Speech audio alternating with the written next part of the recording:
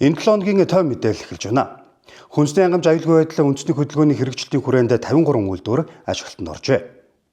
Евразийн эдийн засгийн холбооны худалдааны төр хэлэлцээрийн хүрээнд 367 барааг татваргүй экспортлно. Бүрдчин 2025 оны шилдэг тамирчид тодорлоо. Монгол улс анхудаа уулын цанын төрлөөр өвлийн олимпиад оролцсноо. Мөсөн давиралтын улсын аврах шалгаруулах 13 дахь удаагийн цомын аврах шалгаруулах тэмцээн Өвөр хангай аймгийн Баталзүй суманд боллоо. Эдгээр болон бусад мэдээллийг та бүхэндээ таймлаг өргөнэ. Эхний мэдээллийг та бүхэндээ өргөе. Монгол улсын ерөнхий сайднаар хүнсний хангамж аюулгүй байдлын үндэсний хөдөлгөөний хэрэгжилтийн үр дүнгийн явцтай биечлэн танилцлаа. Хүнсний хангамж аюулгүй байдал үндэсний хөдөлгөөний хэрэгжилт үр дүнгийн явцтай ерөнхийлөгч танилцсан юм. Хүнсний хангамж аюулгүй байдал үндэсний хөдөлгөөн Монгол улсын ерөнхийлөгч хөрвөлсгийн санаачлагаар 2022 онд эхэлсэн. Гол нэрийн 19 төрлийн хүнсний бүтээгдэхүүний дотоодын хэрэгцээг бүрэн хангах зорилготой хүнсний аюулгүй байдлыг хангах хөдөө аж ахуйн бүтээгдэхүүний үйлдвэрлэлийг дэмжих хүнсний хангамжийг сайжруулахад чиглэгдсэн юм а. Хүнсний хувьсгалын үр дүнд 53 үйлдвэр ашиглалтанд оруулж Монгол улс 937 үйлдвэртэй болсон төдийгүй 1000 орчим нэр төрлийн бүтээгдэхүүнийг зах зээлд шинээр нийлүүлжээ. Мөн мал аж ахуй газар тариалан хүнсний үйлдвэрлэлийн чиглэлээр 44 мянга гаруй ажлын байр бий болсныг хүнс хөдөө аж ахуй хөнгөн үйлдвэрийн яамнаас мэдээлсэн юм а. 2022 онд хүнсний хангамж аюулгүй байдал үндэсний хөдөлгөөн эхэлж байх үед манай улс 1 тэрбум Америк долларын хүнсний бүтээгдэхүүн импортоор авдаг байсан. Харин хүнсний хувьсгал эхлснээс 3.5 жилийн хугацаанд импортын хамаарал жил бүр 103 сая Америк доллараар багасж энэ оны 11 сарын байдлаар 379 сая Америк доллараар буурчээ. Жишээлбэл манай улс өндөгний хэрэглээнийхээ 45%-ийг дотооддоо хангадаг байсан бол хүнсний хувьсгалын үр дүнд 80% болж нэмэгдэжээ. Түүнчлэн 17 улс руу 403 сая төгрөгийн 77 мянган тонн махан бүтээгдэхүүн экспортод гаргасан байна. Хүнсний хангамж аюулгүй байдал үндэсний хөдөлгөөний хүрээнд 1.3 орчим их найт төгрөгийн хөнгөлөлттэй зээлийг 2522 орчим аж ахуй нэгж иргэнд олгосон байна. Энэ хөдөлгөөн бол зогсох ёсгүй юм. Цаашаа доктортой үргэлжилж Монгол улс экспортлогч болох ёстой юм а. Үндэсний үйлдвэрлэлээ дэмжиж дотоодын хүнсээ худалдан авч хэвших нь үндэсний хөрөнгө оруулагчдаа дэмжиж урам өгч байгаа хэлбэр юм. Цаашлаад эх орондоо оруулж байгаа хөрөнгө оруулалт гэдгийг Монгол улсын ерөнхийлөгч хөрвөлсөх онцлсан юм а. Үндэснийхээ үйлдвэрийн бүтээгдэхүүнүүдийг худалдаж авдаг тийм эх орноо гэсэн сэтгэлтэй байх хэрэгтэй. Бид нар ч одоо эх орондоо хайртай шүү дээ. Ямар ч иргэн эх орондоо хайртай гэж хэлдэг. Тэр хайртай байхын чинь том илрэл бол тэр үндэснийхээ үйлдвэрлэгчний бүтээсэн тэр хоол хүнс бараа бүтээгдэхүүнийг өөрсдөө худалдаж авна гэдэг бол эх орондоо оруулж байгаа одоо асар том хувь нэмэр байгаа.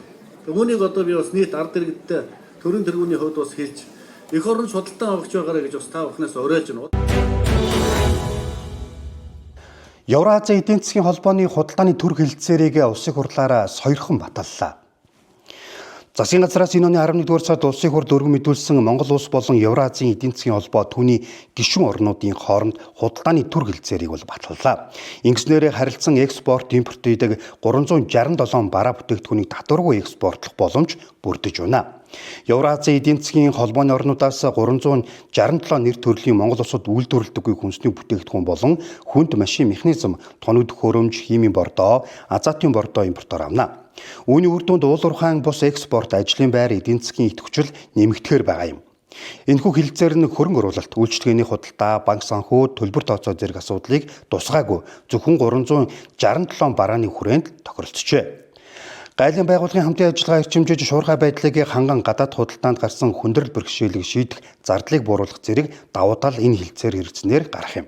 Евразийн эдийн засгийн холбооны худалдааны төр хэлэлцээрийг сойрхон баталснаар 4 цагийн дотор гайлын бүрдүүлэлтийг олгож 5,000 евро хүртэлх бараа бүтээгдэхүүн дээр тухайн экспортлогч гарал үүслийн гэрчлэгээ бүрдүүлэх боломжтой болсон нь Монголын аж ахуй нэгжүүдэд эерэг нөлөө үзүүлэх юм а.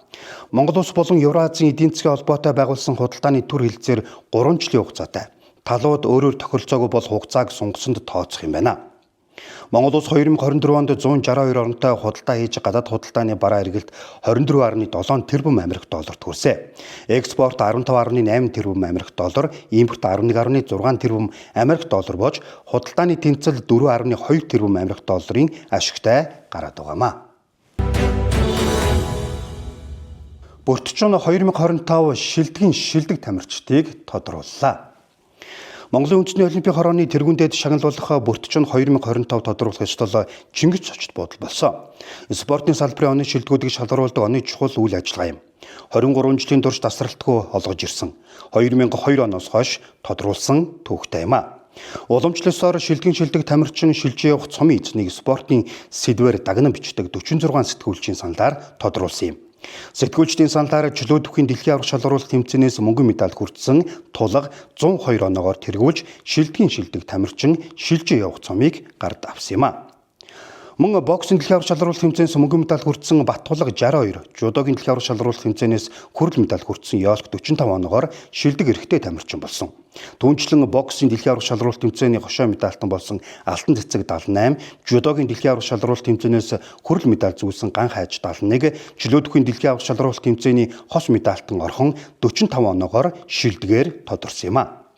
Мөн оны онцлог үйл явдлаар Physical Asian нэвтрүүлгийн төслийн баг тодорсон. Харин Бүртгчин 2025 наадмын шилдэг багаар 3/3 дэлхийн аврах шалгаруулах тэмцээний мөнгөн медальт эмэгтэй шгшөө баг. Шилдэг өвлийн спортын холбоогоор Монголын цаны холбоо, шилдэг олимпийн бус спортын холбоогоор Монголын жижигцүүгийн холбоо, Монголын загсан бөмбөгийн холбоо, Монголын усын спорт сонирхчдын холбоо шалгарсан юм а. Наадмын шилдэг дасгалжуулагчаар Монголын чөлөөтөхийн эмэгтэй шгшөө багийн дасгалжуулагч Зүхбаатар, шилдэг дасгалжуулагчаар Монголын боксын холбооны дасгалжуулагч Батхүү, шилдэг шүүгчээр Монголын гольф холбооны шүүгч Сарнай, шилдэг шүүгчээр Монголын боксын холбооны шүүгч Атар Баярнаар шалгарсан юм а. Парисын олимпийн наадмын эзэмдэр шүүгч Монгол улс түүхэндээ анх удаа өвлийн олимпиад уулын цаны төрлөөр өрсөлдөх гэж байна. 2026 оны 2 дугаар сарын 6-наас 22-ны өдрүүдэд Милан Критенод өвлийн олимпийн наадам болно. Энэ удаагийн өвлийн олимпийн наадамд Монгол улс анх удаа уулын цаны төрлөөр оролцоно. Манай сурвалжлах хэсэг Sky Resort бэлтгэлээ базааж байгаа Монголын тамирчдын бэлтгэлийн явцын талаар мэдээлэл авсан юм а. Монгол улсаа төлөөлж өвлийн олимпиад 3 тамирчин оролцохоор бэлтгэл сургуультаа базааж байна. Монгол улсын үндэсний жишээ багийн тамирчин Ариун Батанд Монголын цаны спортын түүхэнд анх удаа уулын цаны төрлөөр олимпиад авсан. Ариун Батан Арабын нэгдсэн Эмират улсын Дубай хотын дотор байгууламждах цааны баазад зохион байгуулагдсан 4 гараатай олон улсын тэмцээнд 6 дугаар байр эзлэн 8855 оноо, 7 дугаар байр эзлэн 9494 оноо тус авч 2026 оны Олимпийн эрхийн 5 гарааны дундаж оноо 120 онооноос доош байх шаардлага болцлыг биелүүлж 108-118 онооны дунджаар өвлийн олимпиад оролцох эрхээ өвөртүүлсэн юм а. Монгол улсаас гүйлтийн цаны тамирчин Ачбаатар ариун тунгалганаар олимпийн эрхээ авч бэлтгэлээ мөн базааж байгаа юм.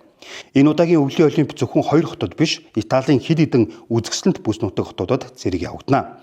Нийт 2900 гаруй тамирчин 16 спортын төрлөөр 116 багц медалийн төлөө өрсөлдөх юм а.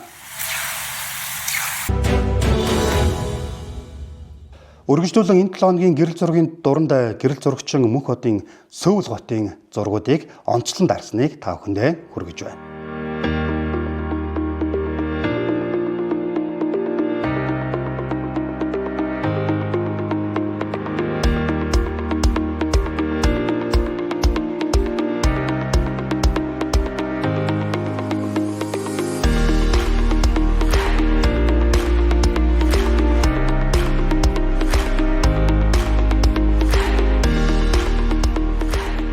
Үзэгч та бүхэндээ Монцон Мегантлагийн 21 аймаг дахь сэтгүүлчдээр зориулсан мэдээлэлээс томилго өргөж байна. Энэ удаад Өөрөнгө аймгийн сэтгүүлч Батчимгийн ирүүлсэн мэдээллийг томилъё.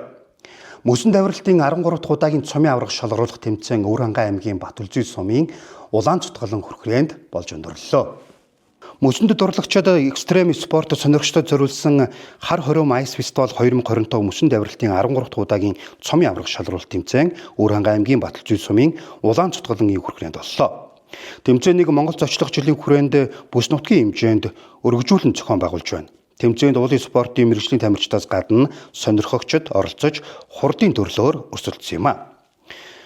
Фестивалыг үзэж сонирхохоор 4 орны жуулчдаас гадна дотоодын аялагчид нутгийн иргэдгээд 500 гаруй хүн цуглжээ. Энэ үеэр жуулчдад зориулсан мөсөн шагаан харваа, сурын харваа, богино зайн бартаад автцсан машин уралдаан, Монгол наадгай, нүүдэлчин өв соёлын үзүүлбэр зэргийг хамттан зохион байгуулжээ. Хар хором Ice Festival 2025 тэмцээний хар хором цомын эзнээр олон улсын хэмжээний мастер дэлхийн цомын эзэн Мандах баяр Сэлэнг нар шалгарлаа. Мөн мэргэжлийн болон сонирхчдын ангилалд аваргуудыг шалгаруулсан юм а. Үзэгч та бүхэндээ өнгөрсөн 7 хоногт улс их оронд болсон үйл явдлын тойм мэдээллийг хүргэлээ. Анхаарлаа хандуулсан үзэгч та бүхэндээ баярлалаа. Ирэх 7 хоногт шинэ мэдээллээр иргэн уулзъя. Баяртай үзэгчдээ.